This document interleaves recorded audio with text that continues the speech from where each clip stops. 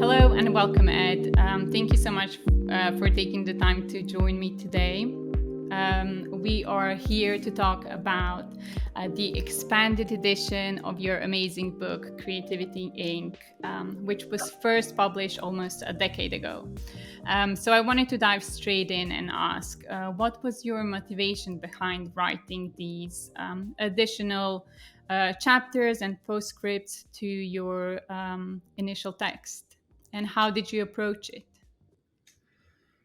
Well, yeah, first of all, since the book came out some time ago, uh, the lessons learned and the changes didn't stop.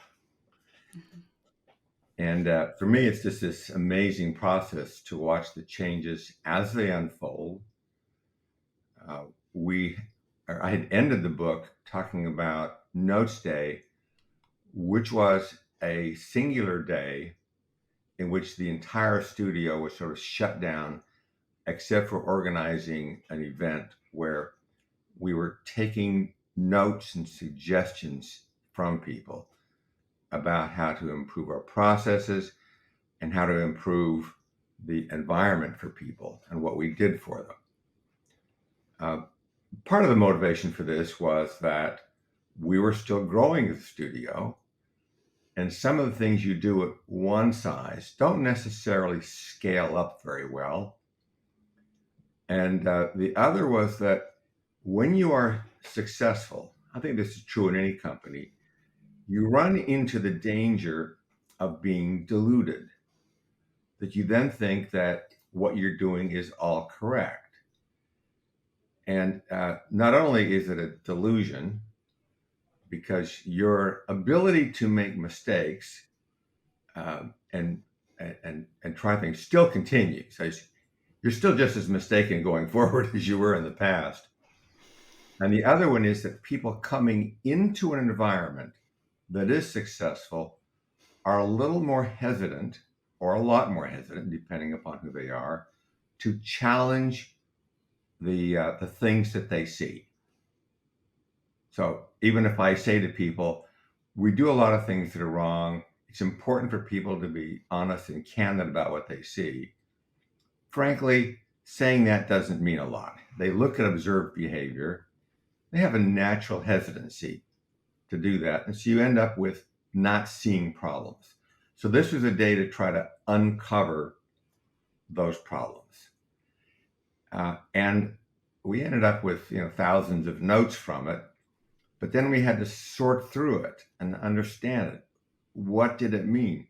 And honestly, it took years to dig down deeper and deeper to pull out things in an environment where things are still changing. When you were chatting to people about the book, there you sort of felt as if, in a sense, perhaps you have also failed to clarify some of the concepts uh, fully. And I found that interesting because a big topic in the book is failure.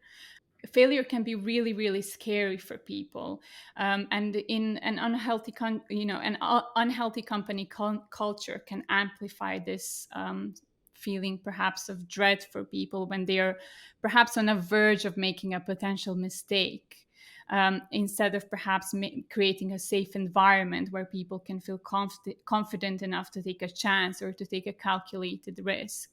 And from your experience, why is it important for companies to reframe this meaning of failure? There are a couple of parts to this. One of them is that I realized after the book came out that talking about failure is very popular, more books and more articles on it. But it doesn't address some of the underlying problems around failure. And that is that it really does have two meanings. So, one meaning is the one that we grew up with when we went to school, where if you failed a class, it either meant you weren't smart or you didn't work hard or you screwed up. Basically, it's a negative connotation about failing. And but then when you get out into life, then businesses fail, bridges fail, relationships fail. and in politics and business, failure is used as a bludgeon with which to attack people.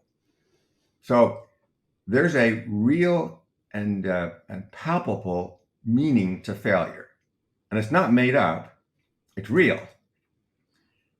Um, then there's the other meaning of failure, which is that people would say, when I failed, I learned something from it and I grew. So it was an educational experience. And almost everybody would say that I've experienced failures and I'm better off for them. Now, there's a problem with this, and that is that failure is asymmetric with respect to time. So we only have the luxury of calling a failure educational after it happened. Now, having experienced that, that doesn't mean that the things coming in front of us are any less scary. So it isn't like we learn to say, oh, it's okay. And it's almost impossible for people to emotionally separate these two different meanings. And so part of it is understanding that emotional component to it. And so one of the things I realized at Pixar is that while we do have some things that we would call failures, we don't even normally use the term failure in our work. So when we make a movie, which is going to take 4 or 5 years, and we know that we're starting off with a very challenging idea, that we're going to have a lot of things that don't work.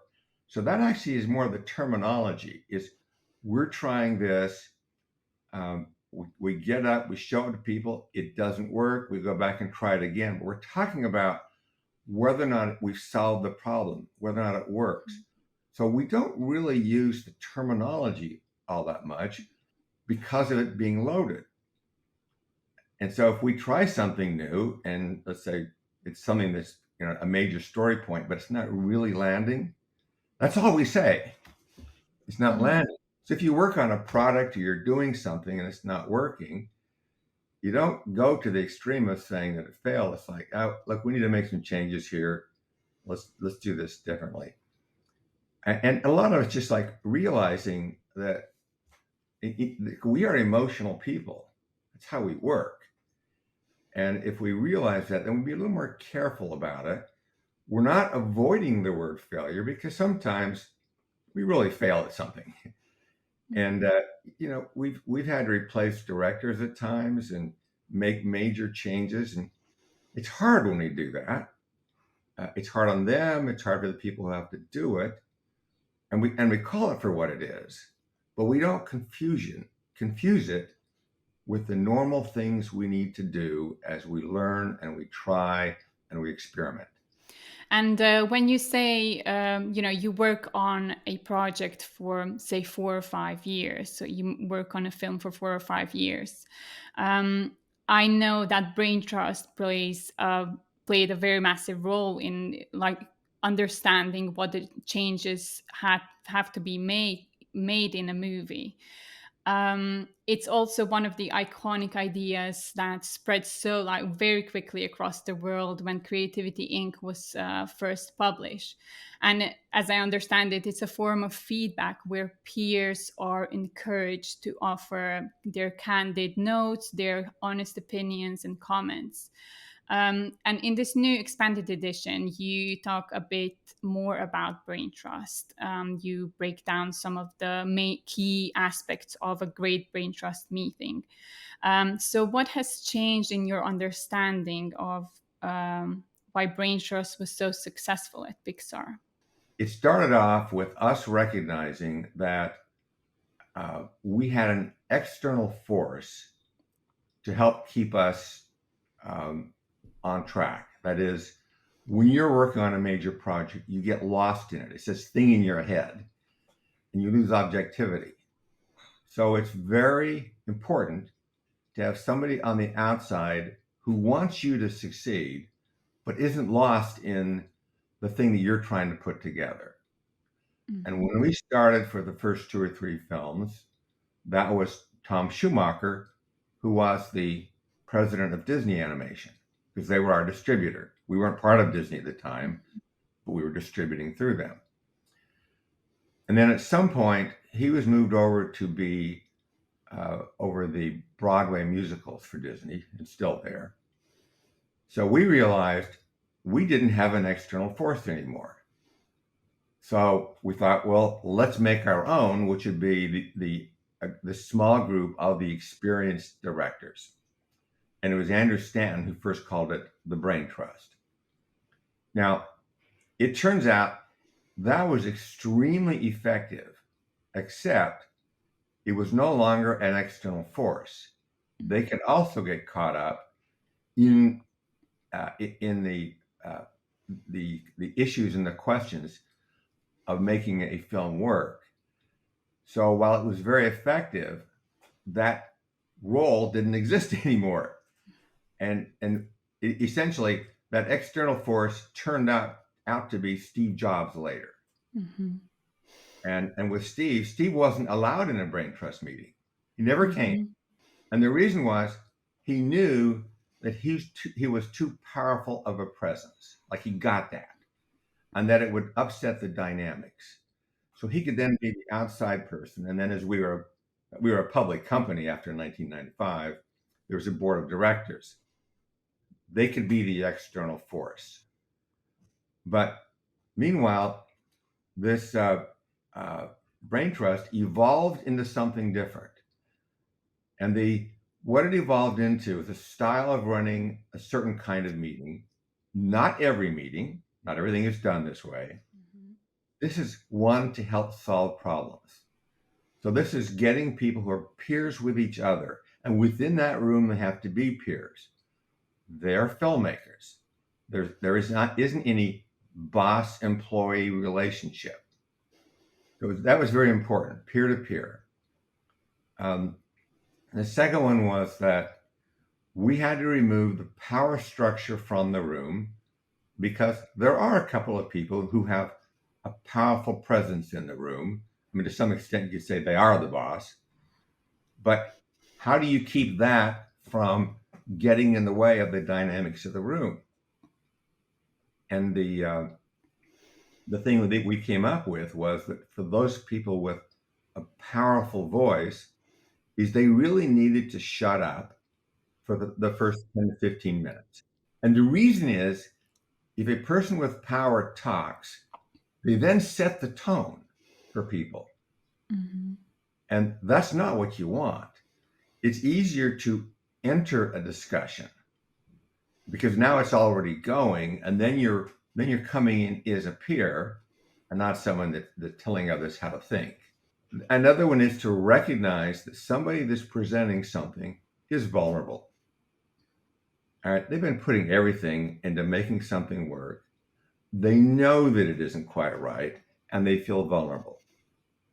And we have to accept and respect the fact that that's the feeling they've got. So we're working with them to help solve the problem. And as part of that, another rule is that the that group doesn't have any authority over the director. That is, any decisions that are made in that movie do not have to be applied.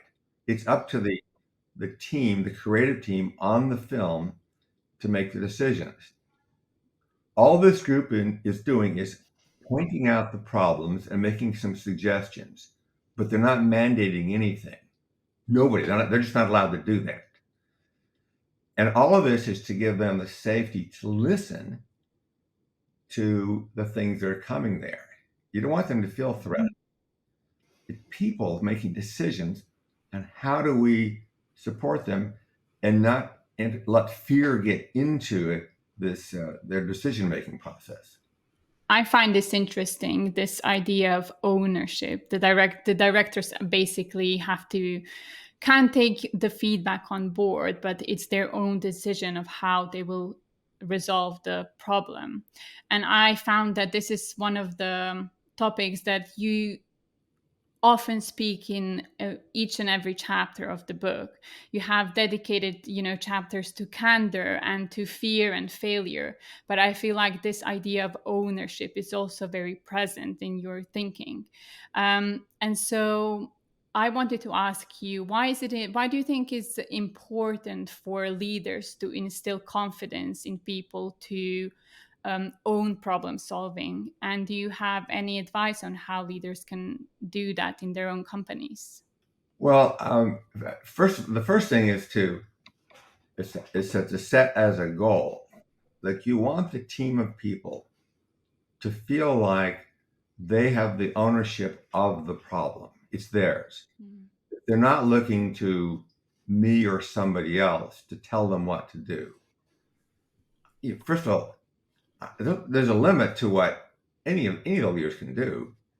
Like it's now, I think part of the delusion is that a lot of leaders think that their job is to know the answer, that people can come to them and they will know what to do because they are the leader. But one of the lessons I learned very early on, this is when I was back at New York Tech after I graduated from Utah, and I had some theories about how to do things. And I was there for 5 years before George Lucas brought me to Lucasfilm. But when I left, I realized that about half the things I wanted to do or how I wanted to run things were just plain wrong. They were a crock. Mhm. Um, and so now going to Lucasfilm was like a do-over. Mhm. But the lesson I learned was that since half the things were wrong, that I'll bet that ratio of being wrong half the time will continue for the rest of my life.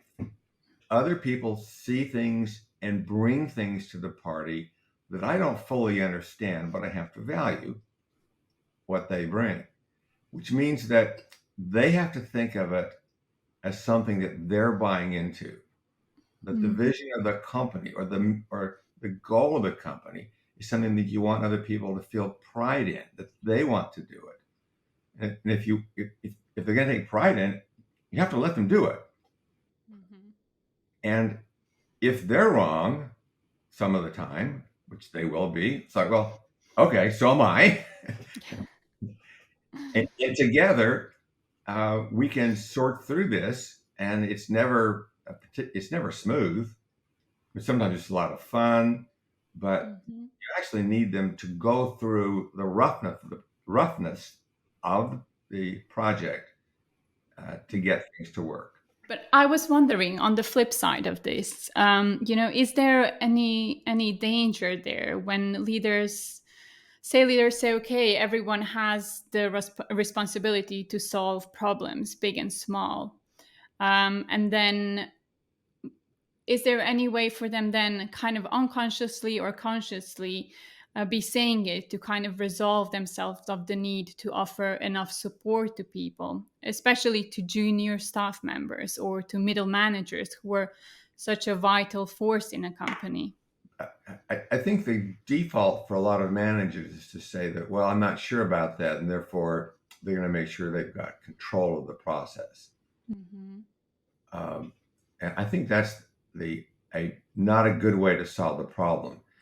You really have to have you have to be in a state where you believe that the people really want to succeed. Hmm.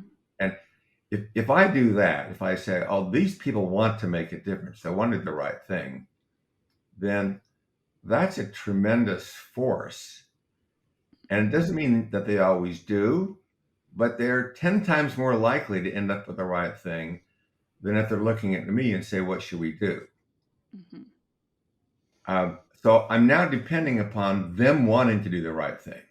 So having ownership means you've got people around that really do sincerely want to solve the problems. That's what they're doing. That's their job. And if they know this their job, they feel more confident, they feel more creative because we're not putting blocks in front of them. We don't have these mental hurdles where they're afraid of, oh, if I make a decision, if I try something and it doesn't work, then I'm judged harshly. Hmm. no, it's hard for all of us. And the ownership means that they're really trying.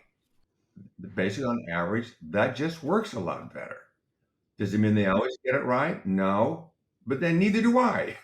Yeah, that's very interesting. I loved your explanation of balance. So you talk about balance not as a calm state within the company, but as a dynamic push and pull between people who are given very clear goals as to what they would need to achieve.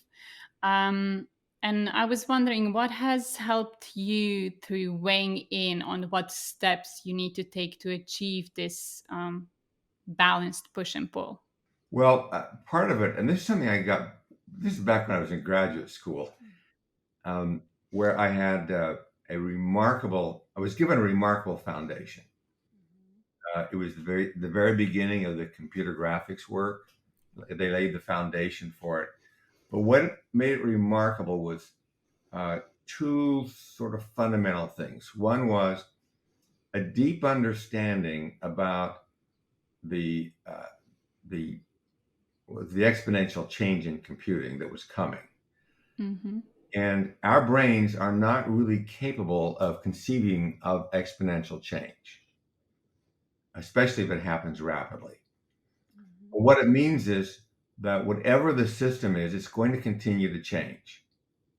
So it's just like getting that deeply embedded is it's not going to stay the same. So when I talk about balance, it doesn't mean that we finally figured out what the balance is between the forces. It's that everything around us continues to change. Mm-hmm. If you were to look around the world today in terms of uh, the technology, the political forces that are going on, or the environment, everything is changing. So the what that means is that environment is not stable. So you have to constantly uh, pay attention to balance in an environment that's stable. So your goal isn't to get to the point where it stops changing because you've figured out the right balance. It's that acknowledge that everything is going to continue to change. Therefore, I always have to pay attention. It's not stable. The other lesson I learned at Utah, this great thing, was the program was started by Ivan Sullivan and Dave Evans, is that you can have a long-term vision, a rough vision of what's coming, but then with that vision, you have to take a step at a time. Mm-hmm. And so that's always been the thing for my life is okay, I knew like for years that I wanted to get to the point where we could make a film. There were other people that wanted to do that too. We weren't the only ones. But I think we were very realistic about the rate of change and not thinking that it's going to happen too fast, but that we had some problems that we needed to solve. In the process of solving problems, you also adjust what you think the long term goal can be. Mm-hmm. So this is like the two different extremes you're holding on to is where are we possibly going and what do we need to do? And it's like the things that we are moving towards, our concept of what they're moving towards are going to change because of what we learn now. But we're always changing what we're doing now because we're trying to achieve this goal. And that's frankly, it's a very hard concept for people to get. In the case of like this happened with the metaverse and Mm-hmm. AR and VR. AR and VR was invented by Ivan Sutherland Mm-hmm. 4 years ago at Harvard. So it's been around a long time. People have been working on it, and it's step by step. So you can say, "Oh, it." You can see it coming, but as soon as you make the next step forward, you don't say, "Woo, we've arrived." No, we haven't. We just went through this unexpected thing with the pandemic, and now we've got some unexpected changes that are happening because of machine learning. So Mm-hmm. what does it mean? It means something. Mm-hmm. So what are the steps you have to take? and how do you think about it? You said you've been asked this question quite often, and I was trying to refrain myself from asking it. But now that you've mentioned all these changes, I'm just a bit too curious to know. And the question is about the future of animation. You've made it very clear that Pixar people, in your opinion, should never shy away from new technology in order to um, keep the company product fresh. And we've seen just Apple announce their new spatial computing device, and Bob Iger took the stage as well to announce this partnership between Apple and Disney Plus. And with all the talk around generative AI, I was just wondering whether you would be able to share some of your thoughts around how this could impact animation.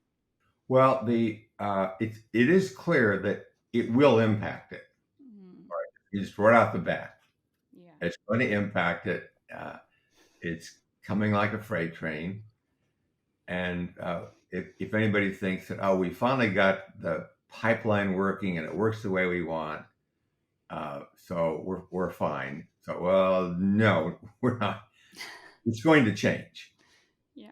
So, how do you then address the possibility of the change? Well, one of them is that you have technical people in the company who are leading it and pushing on it, and engage with the broader community.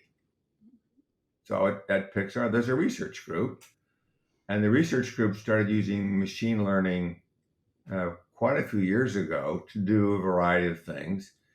Mhm. But part of it's to help our process, and the other is to really know what's going on, but then have the expertise inside to be able to adopt it or recognize what's there, and that group feels integrated with the rest of the company. So for a lot of companies, they may have a research group, but it's not very well integrated with the rest of the company. And in particular, it's not often engaged with the business models of the company because when the technology changes, um, it affects the costs of doing something and it affects the business model. Mhm. And over again, you see companies that get run over because the business leaders don't actually understand this. And sometimes there are people inside their company, uh, there are people who do understand it, but they Mhm. don't listen because they can't, the leaders can't get their head around it. And, how do you always stay open to this and open Mhm. as things continue to evolve? So it's a mindset. It's like, okay, life is changing and balance means not that you're balanced between the two different extremes, but you're balancing between things that keep changing on both sides. Mhm. What makes it trickier. Oh, that's interesting. And I wanted to also talk about your vision, your goal to create. That's now we're going a bit into the past, but you've mentioned it earlier as well. Your goal for a long time was to create this first computer animated movie. And I guess in today's world, it can be quite difficult to fathom just, I guess, how visionary that goal was and how much innovation it took to put Toy Stories in the cinemas. There is a lot of CEOs, founders, senior leaders in our community who are also trying to bring their own visions to life. And I'm sure they would appreciate, they would love to know what has made you stick to this particular vision of creating something that was at that point a couple of decades down the line.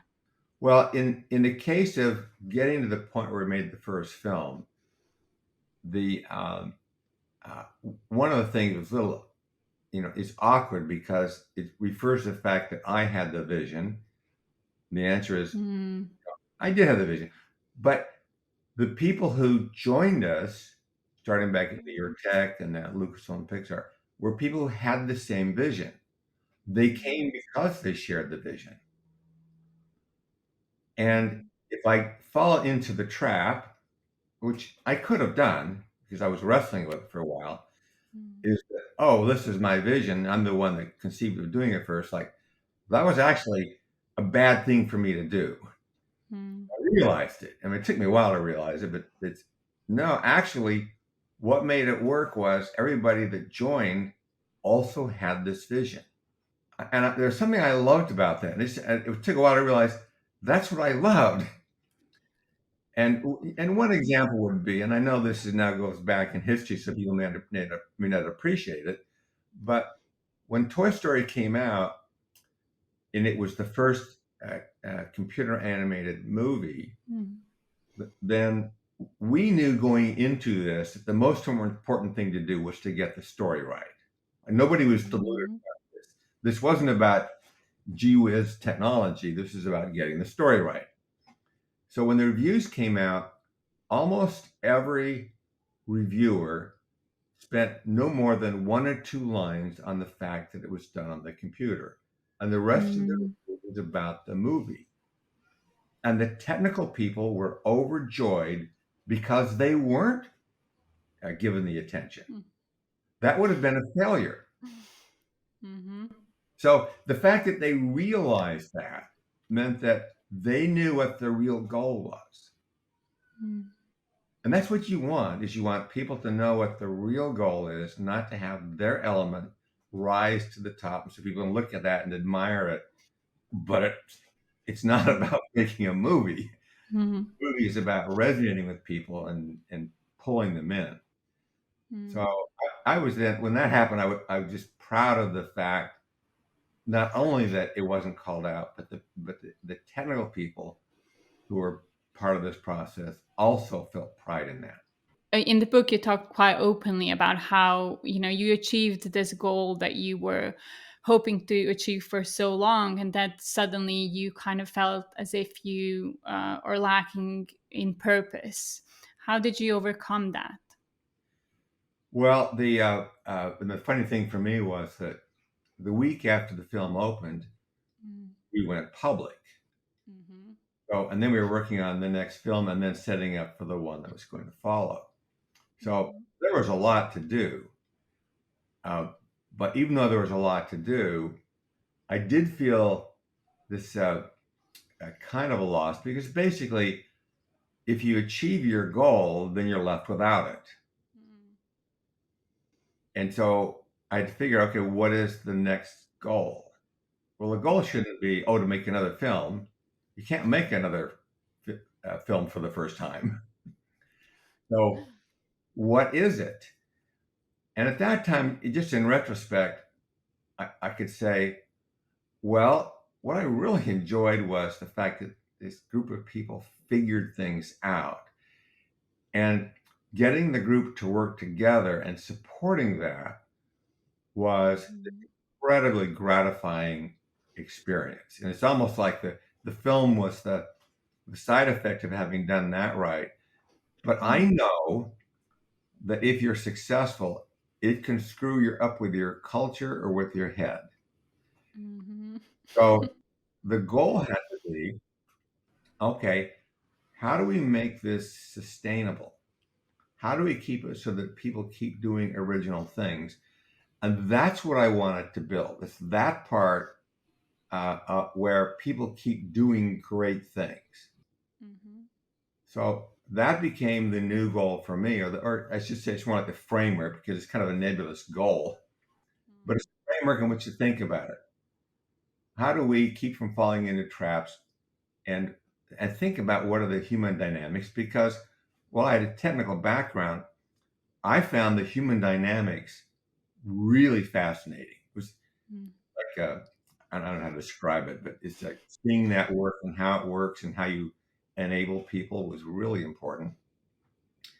So it took me a year to actually settle on that. Mm-hmm. But at the same time, I was actually going to put this in the first book, but it got dropped out by accident. And that was a question of how much of this was me. I'm the one that started. Mm-hmm. And I knew completely well that all these other people were part of it. Uh, a lot of people are critical to it, but they're not known to the outside. But for those that were known, there's like Andrew Stanton and John Lasseter and Pete Docter and Steve Jobs. Like Mhm. they were critical to having this come together. Right. So I knew that completely. So I can acknowledge that, but still wonder how much of it was me. Mhm. At the end of the year, I realized that's actually I know the question might be natural to ask, but trying to answer it was an act of separation. That it was trying to figure out what the difference was between me and others, when in fact, we really did this together. I had to think of it in terms of, and did, that actually is a combination of all these people together. And there is no separation line. There can't be a separation line, and they shouldn't try to make one. That's a wrong thing to do. Mhm. So for me, it was like it was an important year, both to recognize what I thought was important and also to acknowledge fully how dependent I was on other people and how much I love that dependency. That's very interesting. And now you're retired. I was wondering what was important to you when you were leaving Pixar. Well, the important thing for me was that notion of how we change and develop would Mhm. continue. Mhm. And as I left the company, I announced retirement. I turned the reins over, but I was still there for a while. Mhm. And I wanted to give a final talk Mhm. to every department.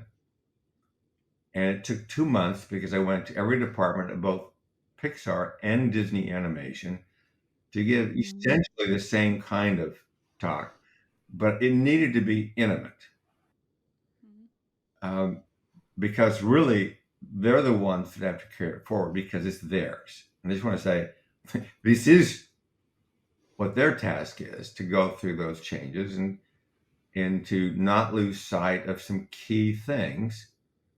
Uh, One of them is in the case of an animation studio, it really is about making films that connect with people and and thinking about the elements that are there.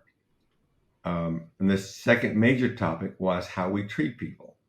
If it's not safe for the least powerful person in the room to speak, then we have a problem. And if you make it careful and easy for the least powerful person to talk, they're not going to take over. They're not going to fill the room. That's not the point.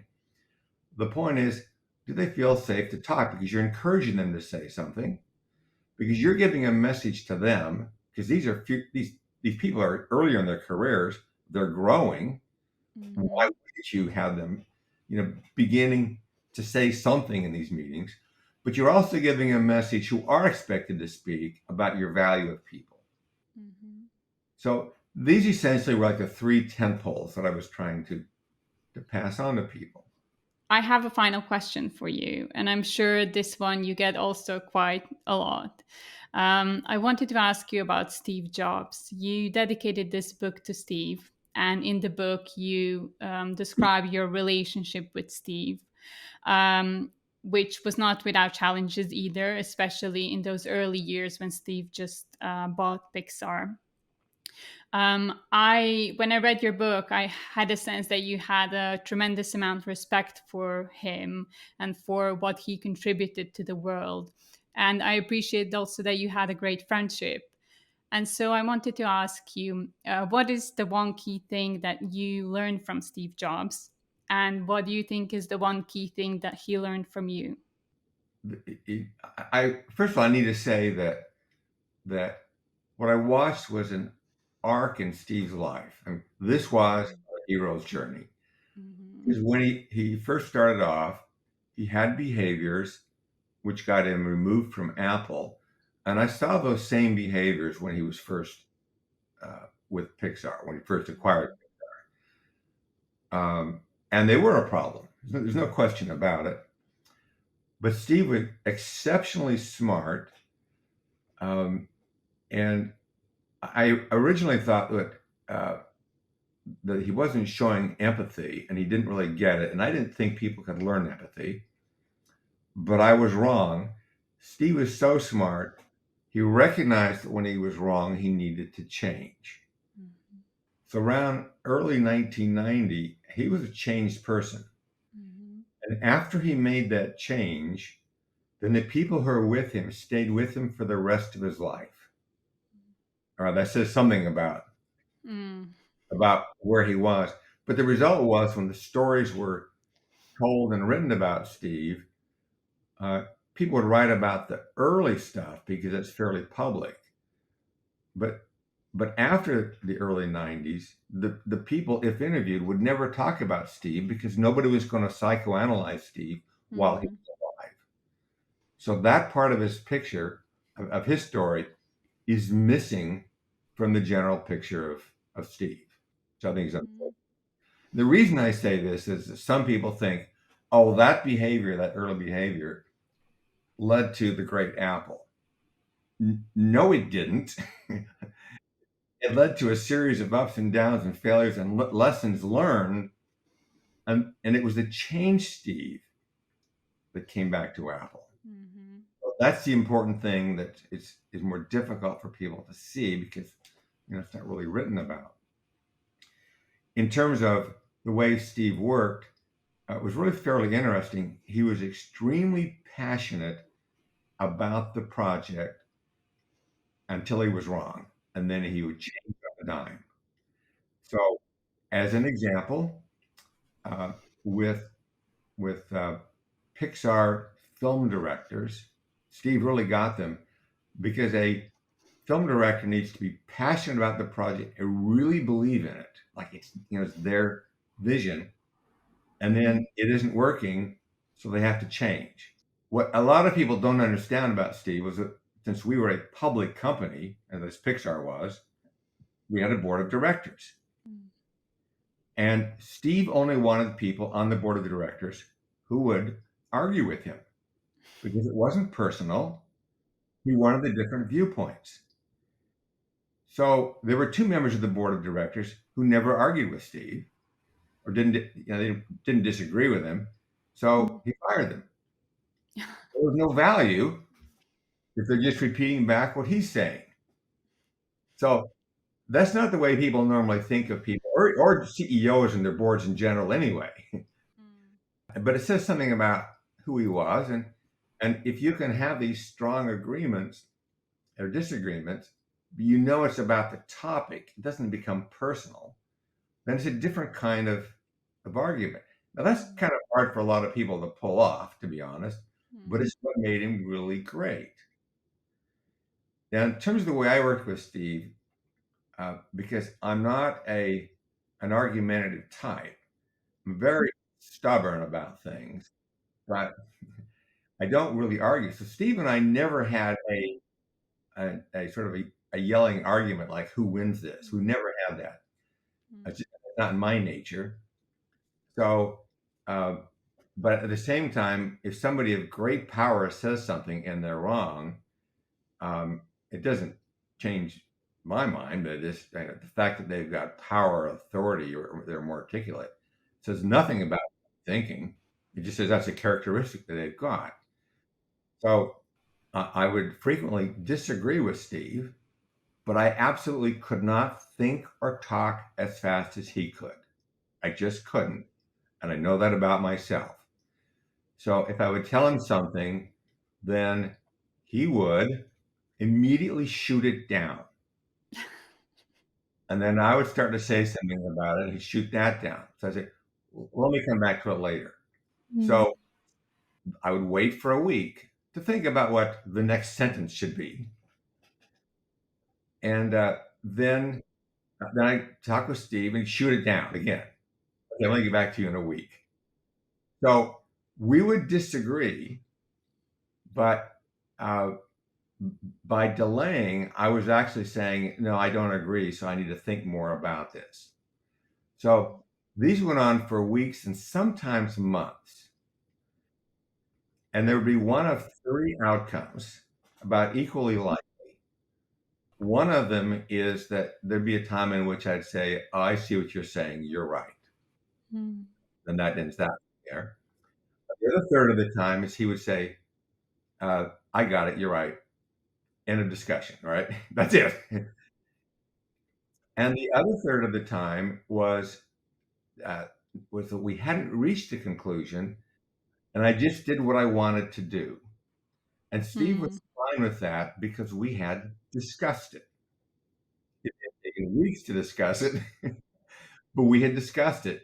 And so I made the decision. That was the end of that. It becomes, for some people, more important to be right. I mean, to actually win an argument than it is to be Hmm. right. And they're different things. I could speak to you for hours on end. Thank you so much for taking the time to speak with me today. I know our community will find this conversation incredibly valuable. I've enjoyed talking with you, Val.